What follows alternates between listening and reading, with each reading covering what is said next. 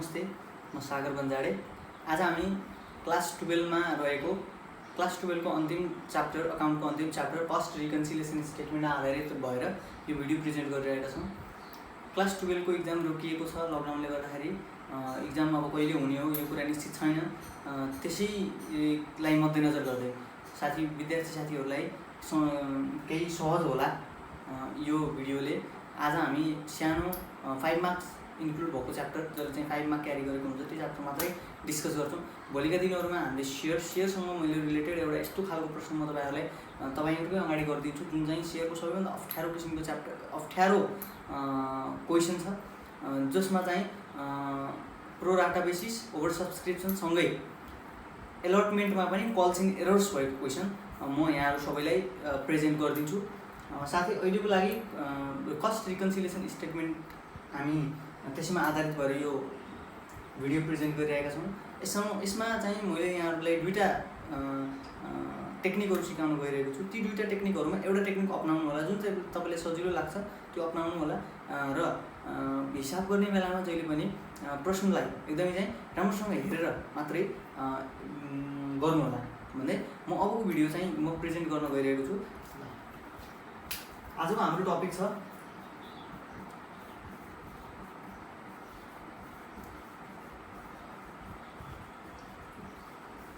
Cost reconciliation statement. Cost reconciliation statement exam oriented बेसिसमा चाहिँ 5 मार्क्समा आउँछ। यो एक्जामको सबैभन्दा लास्ट क्वेसन पनि हो है त। कस्ट रिकन्सिलिएसन स्टेटमेन्ट भनेको लागत मिलान विवरण। जस्तो कम्पनी हुन्छन्, वर्षको अन्तिममा कम्पनीले चाहिँ फाइनेन्सियल अकाउन्ट र कस्ट अकाउन्ट मिलाउन खोजेको हुन्छ। जस्तो एक्जाम ओरिएन्टेड बेसिसमा चाहिँ कुरा गर्ने हो भने चाहिँ हामीलाई के हुन्छ त भन्दा हामीसँग एउटा कस्ट अकाउन्ट हुन्छ, एउटा चाहिँ फाइनेन्सियल अकाउन्ट हुन्छ।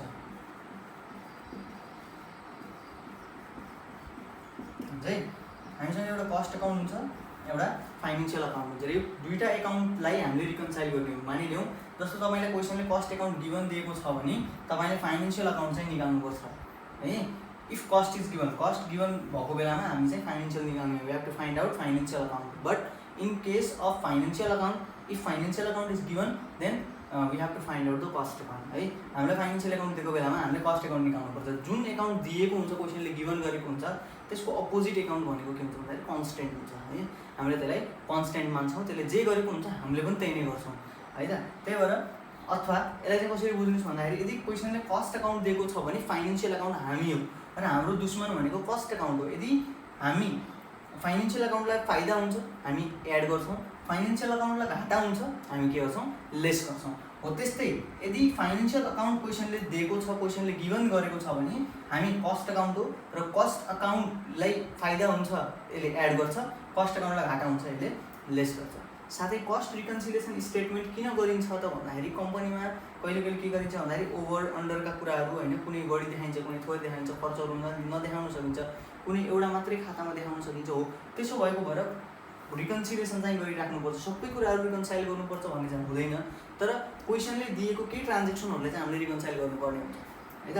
अब हामीलाई कस्ट अकाउन्ट र फाइनेन्शियल अकाउन्ट भनेको के हो भन्दाखेरि सिम्पली कस्ट अकाउन्ट भनेको कस्ट डिपार्टले प्रिपेयर गर्ने एउटा यस्तो अकाउन्ट हो जुन वर्षको अन्तिममा मिलाउनुपर्छ र फाइनेन्शियल अकाउन्ट भनेको फाइनेन्स डिपार्टले चाहिँ मिलाउने अथवा चाहिँ प्रिपेयर गर्ने एउटा अकाउन्ट हो जुन अकाउन्टमा चाहिँ कम्पनी बेसिस हुन्छ। अन्त कम्पनीको बेसिसमा हेर्ने हो भने कस्ट अकाउन्ट र financial account they're equally important है, दुईटै चाहिँ इक्वली इम्पोर्टेन्ट हुन्छ एकअर्काको लागि। त्यही भएर कस्ट अकाउन्ट र फाइनेन्शियल अकाउन्टको रिकन्सिलिएसन गरिन्छ। कति लागत लाग्यो र कति चाहिँ हामीसँग नाफा छ त है। अब हामी यसलाई बुझ्नको लागि हामीसँग 8-10 वटा यस्ता केही कुराहरू छन् जुन चाहिँ सम्झिनुपर्छ। ती कुराहरू सम्झिसके पछाडि अब चाहिँ हामीलाई त्यति अप्ठ्यारो चाहिँ हुँदैन है त। तपाईँलाई केही जिज्ञासा केही नजानेको कुरा केही सोध्नु छ भने तपाईँले चाहिँ कमेन्ट सेक्सनमा गएर कमेन्ट गर्न सक्नुहुन्छ। अब हामी यहाँ के लेख्न गइरहेका छौँ, यो भिडियोलाई पोज गरेर तपाईँले लेख्नुभयो भने एकदमै राम्रो हुन्छ। एउटा पोइन्ट होइन तपाईँको लागि एकदमै इसेन्सियल पोइन्टहरू पनि हुन्छ है त यहाँनिर है। ल सुरु गरौँ है त। फर्स्ट वान हामीले सबैभन्दा पहिला बुझ्नुपर्ने कुरा भनेको के हो त भन्दा ओभरहेड है। हामीसँग ओभरहेड भन्ने चाहिँ शब्द हामीले थुप्रै सुनिएको छ। ओभरहेड भन्ने शब्द हामीले धेरै पटक सुनेको शब्द हो है।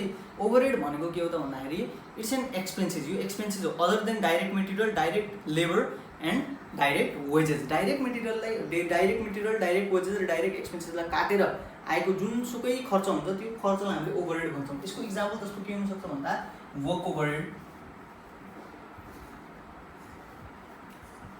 है, वर्क ओभरहेड हैन, और अफिस ओभरहेड,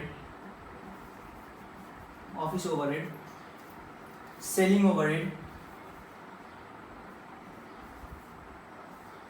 यस्ता खालको ओभरहेडहरू हुनसक्छन् है। र यो ओभरहेड जहिले पनि के हुन्छ खर्च हुन्छ। एउटा कुरा के बुझ्नुहोस् भन्दाखेरि यो ओभरहेड जहिले पनि एक्सपेन्सेस हो र यसलाई चाहिँ हामी जहिले पनि के गर्छौँ माइनस गर्छौँ है त। यसलाई माइनस गर्छौँ। यो खर्च भनेर लेख्नुहोस्, यो खर्च हो है त। यो ओभरहेड खर्च हो। यो जहिले पनि के हुन्छ भन्दा यो माइनस हुन्छ है त। अब अर्को छ हामीसँग यस्तै 2 नम्बरमा हामी स्टक है। स्टक हुन्छ, एउटा हुन्छ ओपनिङ स्टक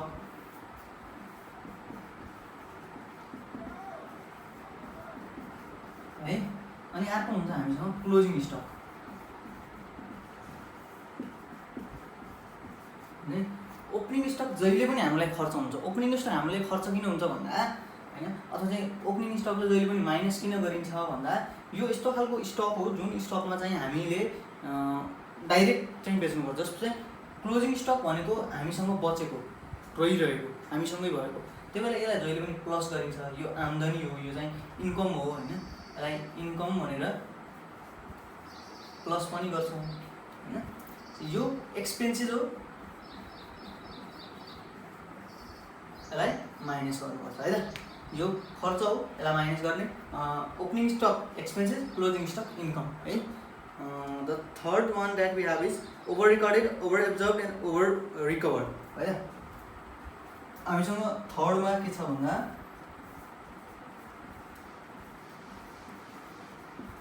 ओभर रिकर्डेड,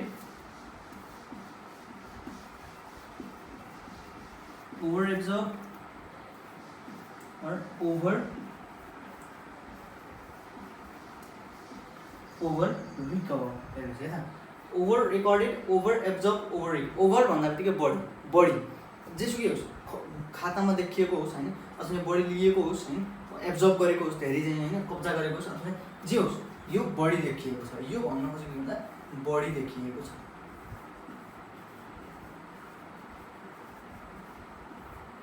बढी देखिएको छ हैन।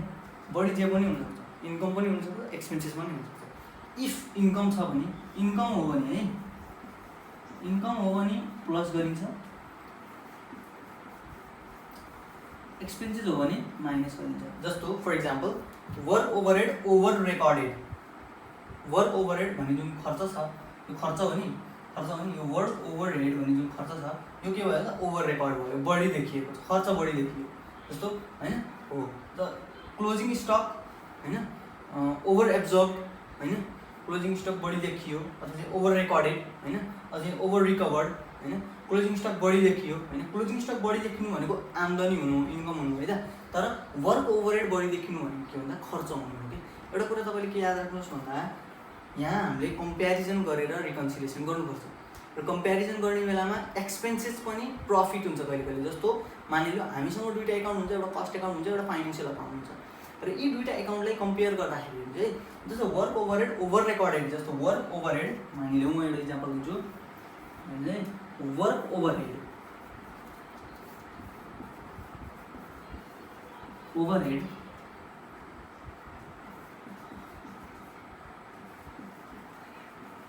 over recorded in cost account and then work overhead over recorded in cost account. cost account मा work overhead बढी देखियो भनेपछि फाइनेन्शियल थोरै देखियो। cost account मा work overhead बढी देखिनु भनेको फाइनेन्शियल मा थोरै देखिनु हो नि हो। फाइनेन्शियललाई यति बेला के हुन्छ भन्दा नाफा हुन्छ, प्रफिट हुन्छ, तर कस्टलाई के हुन्छ भन्दा घाटा हुन्छ, एक्सपेन्सेस हुन्छ कस्टलाई हो त्यही भएर कम्पेरिजन गर्ने बेलामा कहिले कहिले एक्सपेन्सेस पनि हामीलाई प्रफिट हुन्छ, कहिले कहिले होइन प्रायः चाहिँ यस्तै नै हुन्छ होइन। कम्पेरिजन गरेरै हामीले रिकन्सिलिएसन गर्ने हो र रिकन्सिलिएसन गर्ने बेलामा के हुन्छ भन्दा एक्सपेन्सेस कम देखिएको छ भने त्यसलाई चाहिँ हामी प्रफिटको रूपमा लिन्छौँ, अथवा चाहिँ त्यो प्रफिट चाहिँ होइन कम्पेयर गर्दाखेरि चाहिँ उसको लेखी मलाई जस्तो मेरो व्यक्तिगत खर्च 5000 भयो तर मेरो साथीको व्यक्तिगत खर्च कति भयो 10000 भयो, खर्च दुइटैको भएको छ बट उसको लेखी मेरो अलिक कम भएको छ नि त, उसको लेखी मेरो 5000 बच्यो नि त, हो त्यो 5000 मूल्य के हो भन्दा प्रफिट हो, एक्सपेन्सेस त हो तर यो के हो त भन्दा मेरो प्रफिट हो। यसरी चाहिँ कम्पेरिजन गरेर गरियो भने यो सजिलो हुन्छ है। त्यसै गरी ओभर रेकर्डेड, ओभर एब्जर्ब्ड र ओभर रिकभर्ड पनि बढी देखिएको छ, either it can be expenses either income हो भने प्लस गर्नुहोस्, एक्सपेन्सेस हो भने माइनस गर्नुहोस् है त। म मेट्दैछु यसलाई।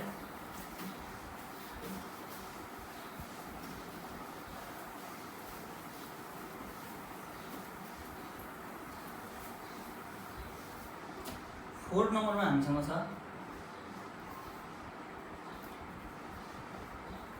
under recorded, under absorbed or under recovered। कम देखिएको छ,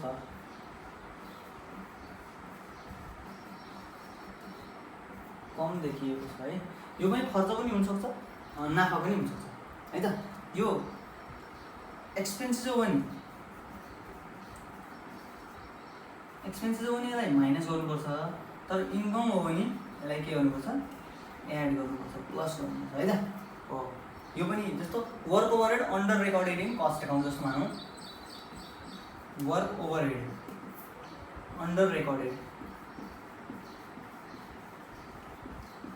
work overhead under recorded in cost account 5000 है। यो एउटा ट्रान्जेक्सन दियो, यो ट्रान्जेक्सनले गर्नु वर्क ओभरहेड भने जुन खर्च हो नि यो भनेको खर्च हो, खर्च अन्डर रेकर्डेड कम देखिएको छ, कहाँनिर कम देखाएको छ कस्टमा कम देखाएको छ होइन भनेपछि फाइनेन्सियलमा बढी देखाएको छ नि त।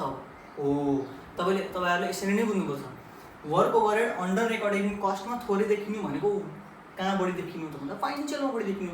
जस्तो मैले इक्जाम्पल दिएँ नि, मेरो साथीको खर्च भयो 10,000 तर मेरो खर्च कति भयो 15,000 भयो नि, हो उसको लेखी मेरो बढी खर्च हो, उसले अब के भन्यो भन्दाखेरि मेरो खर्च कम भयो उसको लेखी, हो त्यस्तै हो कि वर्क ओभरहेड जुन खर्च छ नि त्यो खर्च चाहिँ कम देखिएको छ, कहाँनिर भन्दा कस्ट एकाउन्टमा कम देखिएको छ नि त, अरूमा देखिएको छैन।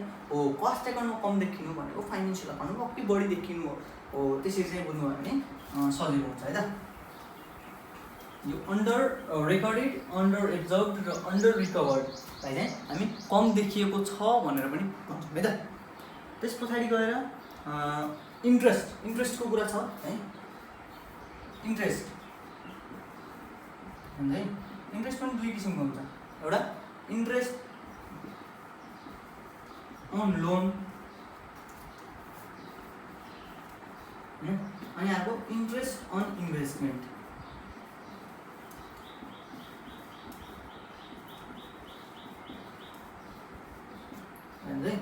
इन्ट्रेस्ट अन लोन भनेको कहीँबाट पैसा ल्याएको थियो, लोन ल्याएको थियो अनि त्यसमा चाहिँ इन्ट्रेस्ट तिरियो भनेपछि यो खर्च भयो, यसलाई माइनस गरिदिनुहोस्। तर इन्ट्रेस्ट अन इन्भेस्टमेन्ट भनेको एक ठाउँमा लगानी लगाएको थियो अथवा चाहिँ कसैलाई लोन दिएको थियो अथवा होइन लोन दिएको थियो, त्यहाँबाट उठेको पैसा, त्यहाँबाट आएको पैसा, त्यहाँबाट आएको इन्ट्रेस्ट, यो के हो भन्दाखेरि आम्दानी हो भनेपछि यसलाई के गरिदिनुहोस् प्लस गरिदिनुहोस्। हो यसरी चाहिँ इन्ट्रेस्टलाई पनि छुट्याउन सक्नुभयो। हो अब यहाँनिर हेर्नुहोस् है, क्वेसनले कहिल्यै पनि भन्दैन कि interest on investment shown in cost account भनेर जिन्दगीमा कहिले भन्दैन, यति कुरा ढुक्क भएर बस्नु होला है। र इन्ट्रेस्ट अन लोन भनेर क्वेसनले कदापि भन्दैन, कहिले पनि भन्दैन।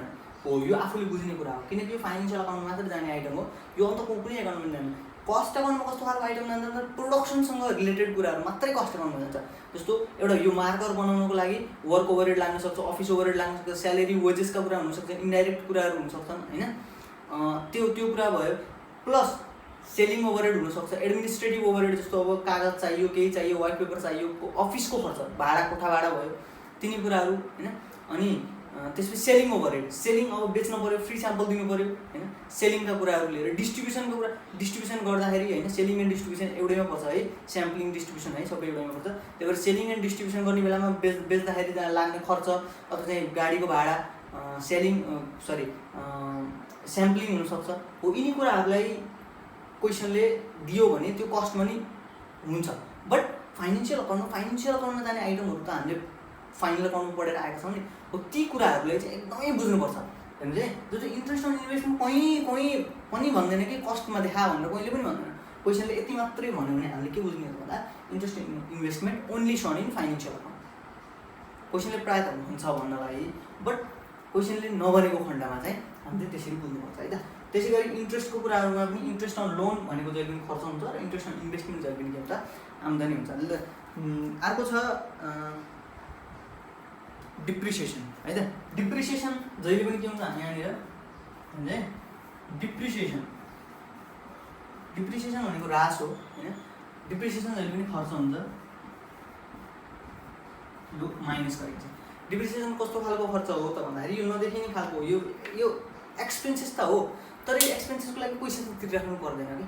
भन्न खोजेको जस्तो के भन्दा डिप्रिसिएसनलाई म कसरी बुझाउँछु भन्दा, इफ ए भन्ने मान्छेले 2 लाखको एउटा मोटरसाइकल किन्छ, मोटरसाइकल किन्यो, 1 वर्षमा उसको 10% दरले डिप्रिसिएसन कट्छ भनेपछि 20,000 उसको डिप्रिसिएसन कट्छ नि हो। अब त्यो मोटरसाइकलको कस्ट कति भयो त भन्दा 1,80,000 भयो। उसले 20,000 कसैलाई दिएको छैन, कहीँ तिरेको पनि छैन उसले 20,000, बट डिप्रिसिएसनको रूपमा होइन, डिप्रिसिएसनको रूपमा त्यो 20,000 काटियो हो। त्यो काटिसके पछाडि उसको मोटरसाइकलको एक्चुअल कस्ट कति आयो भन्दा 1,80,000 आयो हो। डिप्रिसिएसनको पैसा यो भनेको डिप्रिसिएसन है त हो। प्रश्नले कहिल्यै पनि डिप्रिसिएसन भनेर चाहिँ त्यसरी भन्दिन्न होइन, भन्न त भन्छ प्रश्नले भन्छ भन्नु खोजेको क्यासै चाहिँ कहिले पनि मान्छेले ह्यान्ड क्यास चाहिँ डिप्रिसिएसनलाई कहिले पनि दिँदैन है।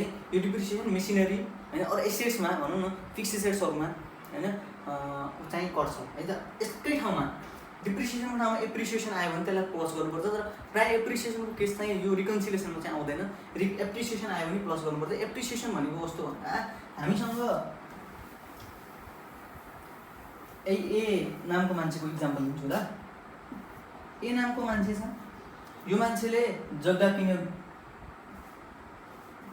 1 लाखमा जग्गा किन्यो, तर जब त्यो जग्गाको रेट 10% दरले प्रति वर्ष बढ्छ भने उसको चाहिँ 10,000 दरले उसको रेट बढ्छ र अर्को वर्ष उसको जग्गाको मूल्य कति हुन्छ भन्दा 1,10,000 हुन्छ। भनिसके पछाडि उसलाई फाइदा भएको छ नि हो, यो 10,000 उसको प्रफिट हो नि, त्यसलाई हामी एप्रिसिएसन भन्छौँ है। त्यो जहिले पनि जोडिन्छ, त्यो प्लस हुन्छ है त। जस्तो ल्यान्ड एन्ड बिल्डिङका केसेसहरूमा होइन, यिनी कुराहरू गुडविलका केसेसहरूमा होइन, यिनी कुराहरू चाहिँ हुन्छन् है त। डिप्रिसिएसन र एप्रिसिएसनको कुरामा पनि त्यही हो। डिप्रिसिएसन आयो भने जहिले पनि खर्च हुन्छ, डिप्रिसिएसन प्राइस सोध्छ भने, अनि एप्रिसिएसन जहिले पनि के हुन्छ भन्दा आम्दानी हुन्छ, त्यो इन्कम हुन्छ है त। अब पेडका कुराहरूदेखि लिएर जस्तो पेड भनेर केही आउँछ, rent paid, salary paid, wages paid हो, यिनी कुराहरू जहिले पनि के हुन्छन् भन्दा खर्च हुन्छन् है त। पेडका कुराहरू जहिले पनि खर्च हुन्छन्, यसलाई जहिले पनि माइनस गरिन्छ। त्यसै गरी जस्तो हेरौँ है ल, पेडकै कुरामा जस्तो मानौँ डिभिडेन्ड पेड अनि डिभिडेन्ड रिसिभ। पेड भनेको खर्च, डिभिडेन्ड दिइयो होइन, डिभिडेन्ड दिइसके पछाडि यो जहिले पनि माइनस हुन्छ, तर डिभिडेन्ड रिसिभ भनेको जहिले पनि के हुन्छ प्लस हुन्छ हो। त्यही भएर हामी यहाँ रिसिभड भन्ने केही शब्द निस्किन्छ भने त्यसलाई हामी आम्दानी मान्छौँ, जहिले पनि गर्छौँ होइन हो। यो पेड र रिसिभको कुरा भयो। पेड भन्यो भने जहिले पनि खर्च हुन्छ, रिसिभ भन्यो भने पनि जहिले पनि के हुन्छ खर्च हुन्छ है त। छ नि यहाँसम्म ल। अब करिब अन्तिम हो यो है, लास्ट 9 नम्बर।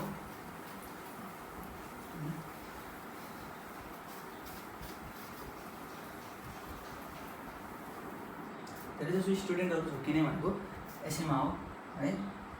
9 नम्बरमा डेबिटेड अनि क्रेडिटेड।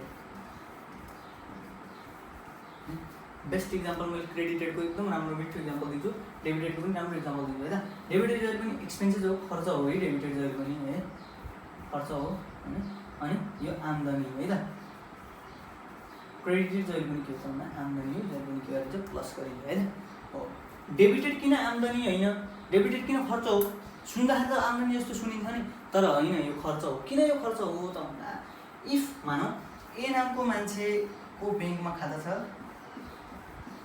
उसको ब्याङ्कमा करेन्ट ब्यालेन्स चाहिँ 1 लाख छ, उसले आजको मितिमा 50,000 निकाल्यो, अब उसँग रिमेनिङ कति बच्यो 50,000 बच्यो हैन, उसले निकाल्यो है, यो डेबिटेड भयो। यसको लागि अझै बेस्ट इक्जाम्पल म के दिन्छु भन्दा इफ ए नामको मान्छेको ब्याङ्कमा मोबाइल ब्याङ्किङ छ भने, उसले चाहिँ मोबाइल ब्याङ्किङ एक्टिभेट गराएको छ भने उसको मोबाइलमा मेसेज आउँछ, के आउँछ भन्दा your account has been debited ₹50,000 अनि समथिङ यस्तै केही, अनि खाता नम्बर यता हुन्छ। डेबिटेड भनेको त्यही भएर जहिले पनि के हो खर्च हो, केही कुराहरू झिकियो निकालियो विथड्र होइन, त्यो डेबिटेड हो। त्यसै गरी क्रेडिटेड,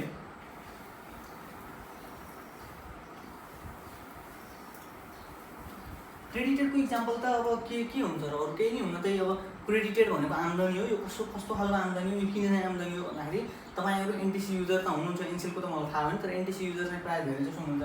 एनटिसीको सिममा तपाईँले 100 रुपियाँ 50 रुपियाँ होइन 100 और 50 को चाहिँ रिचार्ज हाल्नुभयो भने रिचार्ज कार्ड हालिसके पछाडि उसले के भन्छ भन्दाखेरि योर अकाउन्ट ह्याज बिन क्रेडिटेड ₹98 और 49 होइन, हो यस्तै के भन्छ नि हो। क्रेडिटेड भनेको थप्यो भनेको कि थपियो होइन, ब्याङ्ककै कुरा गर्ने भने योर अकाउन्ट ह्याज बिन क्रेडिटेड हुन्छ ₹1 लाख होइन, एकाउन्टको नम्बर दिन्छ यताउति दिन्छ होइन हो। तर क्रेडिटेड भनेको थपिनु बढ्नु प्लस हुनु है, आम्दानी हुनु, खर्च होइन, खर्च होइन आम्दानी हो बढ्नु होइन। तर डेबिटेड भनेको जहिले पनि खर्च हुन्छ यहाँनिर है त।